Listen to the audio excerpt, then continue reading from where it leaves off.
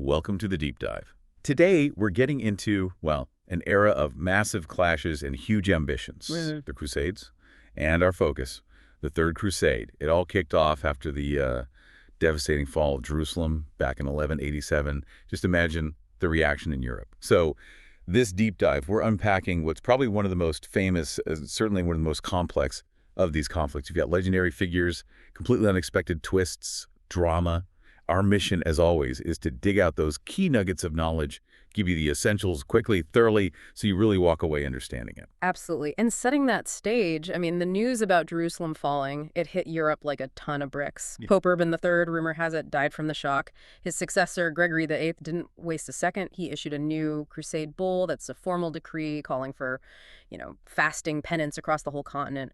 A real sense of urgency, desperation almost. Right. A massive call to arms. But what's interesting, and maybe a bit overlooked, is that even before the main European forces got moving, there was already a small but really crucial recovery happening in the East. Oh, really? Before the big names arrived? Yeah, just weeks after the disaster at Hattin, Conrad of Montferrat, he was King Baldwin V's uncle, he shows up in Tyre with a few Italian ships, and he actually manages to stabilize the city, even fought off an attack from Saladin himself. But here's the kicker, politically speaking. Conrad refused to acknowledge King Guy, who Saladin had released from captivity. So divisions right from the start, even among the Crusaders. Exactly. That tension, that rivalry, it really set the tone for the whole thing. And that division, it only got worse, didn't it, with King Guy? Oh, definitely. Guy, desperate to get his authority back, gathers what forces he has left and does something pretty audacious. He marches off and lays siege to Acre. Wow. Okay, audacious is right. After such a massive defeat at Hattin, why Acre? What made that so bold? Well, it was bold because Saladin just didn't see it coming. He probably expected the Crusaders to be, licking their wounds, playing defense, not launching a major siege against a key port city like Acre. Caught him off guard then. Completely. And the early stages of that siege were just awful, brutal. Reinforcements started trickling in for the Crusaders. Henry of Champagne brought some men, but that winter of 1190 to 91, just catastrophic. To both sides. For both sides, yeah. Disease, famine, it just ravaged the camps. It turned into this long, agonizing stalemate, went on for over 2 years. And in the middle of all that suffering, the internal politics, the Crusader leadership, that started to fray too. Massively. See, Guy's claim to the throne came through his wife, Sybil. And tragically, she died of disease during the siege. Oh no, so his claim became shaky. Extremely shaky. Her death caused a huge succession crisis. A lot of the older barons who hadn't liked Guy much anyway, they immediately backed Conrad of Montferrat. It got pretty messy. Sybil's sister Isabel was, the chronicles say constrained, basically forced to annul her marriage and marry Conrad. Oh, okay. Yeah, just to solidify his claim. But Guy, he stubbornly refused to give up his title. So you've got this deeply divided leadership, just as the main European armies are finally approaching. All right, so while all that drama is unfolding at Acre, back in Europe, the call to crusade is finally reaching the big players. William II of Sicily, he was actually the first ruler to respond, sent a fleet, though he died soon after. And you had English, Danish, Flemish ships setting sail too. And then you get the Holy Roman Emperor Frederick Barbarossa, an incredible figure, nearly 70 years old, a veteran of the Second Crusade decades earlier. And he'd had a rocky relationship with the church, hadn't he? Oh, yes. Excommunicated at one point. But he'd made peace years before, and sources suggest he genuinely, personally wanted to go on crusade again. It wasn't just politics for him. So he gathers this huge army. Probably the largest crusade army ever assembled up to that point. He sets out in May 1189, but his journey was, plagued with problems. The Byzantine emperor, Isaac II Angelus, had actually made a secret deal with Saladin. No, to stop Frederick. To impede him, yeah, make his passage difficult. Frederick, being Frederick, wasn't having it. He responded with force, captured Adrianople, basically forced Isaac to ferry his army across the Hellespont into Turkish territory. A proper old-school campaigner. Definitely. He even won a significant battle against the Seljuks at Iconium in May 1190. Things were looking up for his contingent. And then the unexpected happens, just as Frederick seems like this unstoppable force heading towards Saladin. It's just bizarre. June 10th, 1190, he apparently decided to go for a swim, maybe to cool off, in the Selef River, a small stream really. He rode ahead with his bodyguard, went into the water, and drowned. just like that. Unbelievable. Just drowned Yeah. after all that. Incredible, isn't it? The impact was devastating. German morale just collapsed. Only a tiny fraction of his massive army ever made it to Tyre. And how did Saladin react? For Saladin and the Muslims who were genuinely worried about Frederick's advance, it was seen as, well, an act of God, divine intervention. It completely changed the psychological landscape of the war. Wow. So with Frederick gone, the focus shifts squarely onto the other two big European monarchs, Philip II of France and Richard I of England. That's right. Archbishop Josias played a key role in getting them both to commit. But you absolutely have to remember the tension between them. The Normandy issue. Exactly. Philip desperately wanted to reclaim Normandy and other French territories held by the English crown. That rivalry was always bubbling just beneath the surface, even on Crusade. And they were very different characters, weren't they? Oh, chalk and cheese. Richard the Lionheart was a brilliant military commander, maybe the military genius of his age, embodied that troubadour ideal of chivalry, you know. Generous, lavish, but also capable of extreme violence, total ruthlessness, especially to common soldiers captured in battle. Great on the field, not so much with paperwork or administration. Philip Augustus had been king for 10 years already. He was a politician, shrewd, calculating, sometimes pretty unscrupulous. Not a warrior himself, but apparently very good at siege warfare. He was, shall we say, a reluctant crusader. His main focus was always expanding his own power back in France. Yet they managed to meet up and agree to go. They did. Met at Vézelay, then later in Messina and Sicily, signed an agreement about how they'd conduct the crusade, share spoils, that sort of thing. Papering over the cracks, perhaps. Okay, so Richard sets off. But his journey wasn't exactly direct to Acre, was it? There was a detour. A major detour, yes. A storm separated his fleet.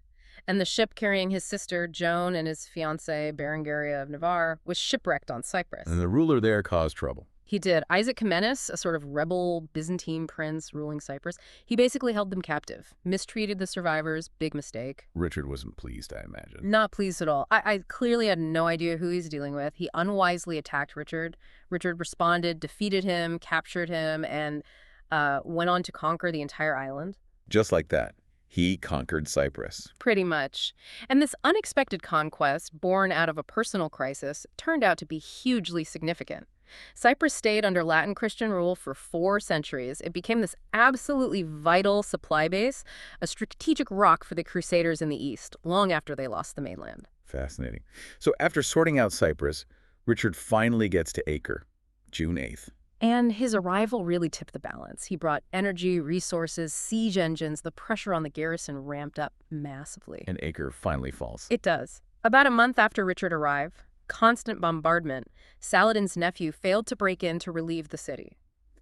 The Muslim garrison surrendered, crucially against Saladin's orders. Against his orders. What were the terms? Big ones. The return of the True Cross relic, a huge ransom of 200,000 dinars, and the release of over 1,000 Christian prisoners. Saladin, though apparently shocked that they'd surrendered, agreed to the terms. Okay, so a major victory. But things didn't stay peaceful for long, did they? Not at all. As soon as the Crusaders entered Acre, squabbles broke out over who got what land, what spoils. Richard managed to seriously offend Leopold of Austria by having his banner torn down. Not very diplomatic. No. And then Philip Augustus decided he'd had enough, claimed he was ill, said he'd fulfilled his Crusader vow, and sailed back to France in August. Leaving Richard in charge. Leaving Richard in sole command, yes, much to the annoyance of many French troops who stayed behind. But then came the really shocking event. The ransom. Ransom. Saladin was late delivering the first installment for Richard. Well, he exploded. He ordered that the entire Muslim garrison, all 2,700 of them, be marched out in full view of Saladin's army and executed. Executed, all of them. Every single one. A brutal, calculated act. Saladin naturally retaliated by killing most of his Christian hostages. Any chance of a negotiated peace based on that initial agreement, gone. Completely off the table. Just horrific. That must have changed everything. It poisoned everything. And it set the stage for the next major confrontation. The Battle of Arsuf, September 7th, 1191. Right, Arsuf. How significant was that battle? Hugely significant. It was the first and actually the only time Saladin risked a full-scale pitched battle against Richard's main army. And Richard's tactical brilliance really shone. A clear victory. Decisive victory for the Crusaders. Their casualties were surprisingly light. Saladin's forces suffered heavy losses and were forced to retreat. After Arsuf, Saladin avoided open battle with Richard. He knew he couldn't win that kind of fight. It showcased Richard's genius on the battlefield. So Richard presses his advantage. He does. Marches down the coast, recaptures the port of Jaffa, making it his new base. Then he methodically works to reestablish Christian control along the coastline, even refortifying the strategic city of Ascalon further south. The momentum seemed to be building towards Jerusalem. Towards Jerusalem? But he never actually attacked it, did he? He got close. Twice, he led the army to within sight of the city, and twice he decided to turn back. Why? After all that? The whole point was Jerusalem. It was incredibly controversial, especially with the ordinary soldiers. But Richard, the strategist, knew that just taking Jerusalem wasn't enough. How could they hold it?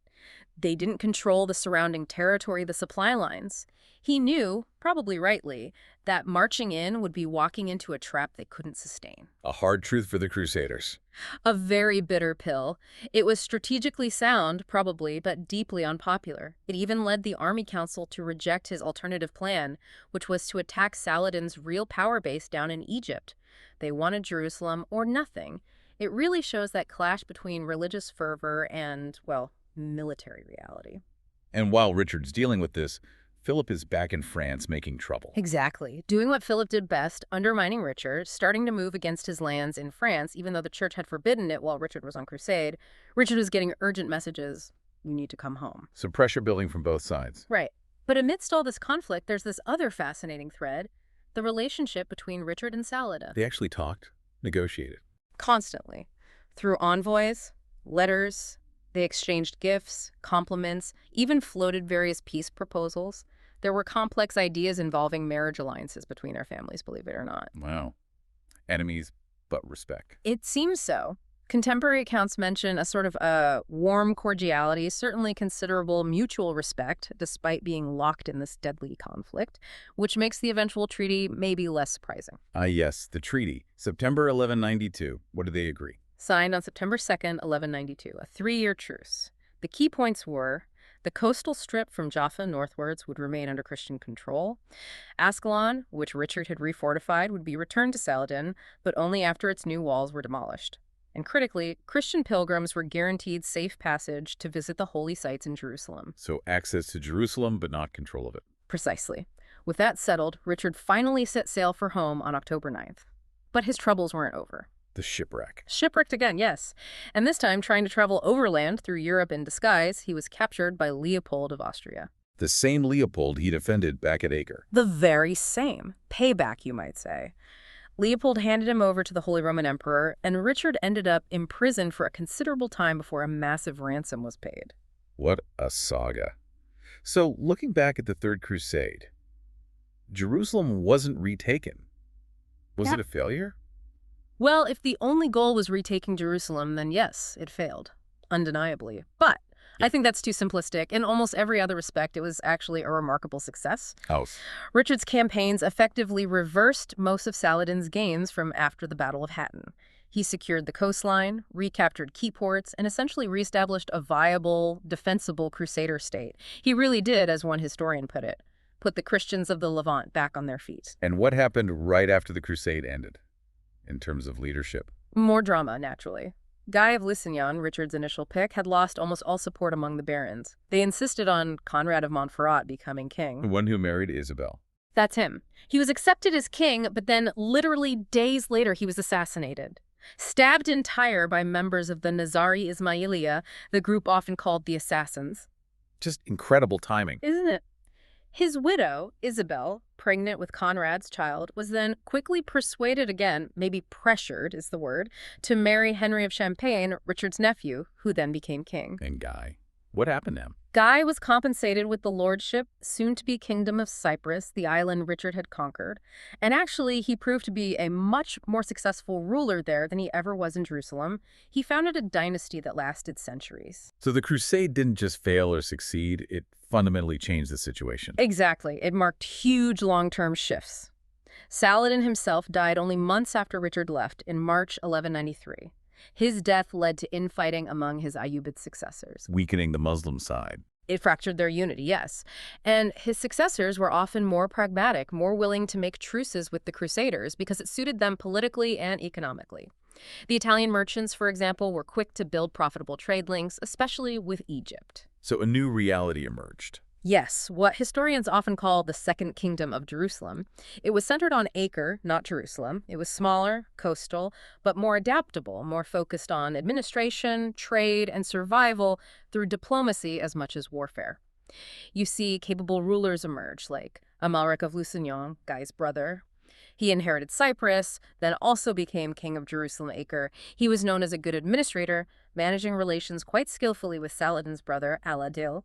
The legal code, the Livre au Roi, dates from his time. And the other Crusader states. Adjustments there too. Antioch and Tripoli eventually united under one ruler. Armenia, under King Leo II, actually got recognized as a kingdom by the Pope and Emperor, briefly uniting with the Roman Church. So the whole political map of the region shifted. So quite a journey we've taken. From the shock of Jerusalem's fall, through these epic clashes, the personalities, the kings, the tragedies, ending with this complex truce that, well, didn't get Jerusalem back, but really reshaped the whole region. That sums it up well. Jerusalem wasn't retaken, no, but the Third Crusade absolutely changed the power balance. It secured that coastal strip, gave the Crusader presence a new, more sustainable footing, even if it was different from the original kingdom. It showed perhaps the limits of even great military leaders like Richard when faced with logistical and strategic realities. It forced a shift towards pragmatism for the Latin East. And maybe something for you, our listeners, to think about as we wrap up this deep dive. How much did the personalities, the individual rivalries, Richard versus Philip, Guy versus Conrad, Richard versus Leopold, how much did these human factors influence the grand strategy? The fate of kingdoms, the outcome of this huge religious movement, potentially altered by ego, ambition, and personal slights. What really stands out to you about how those dynamics played out on the historical stage?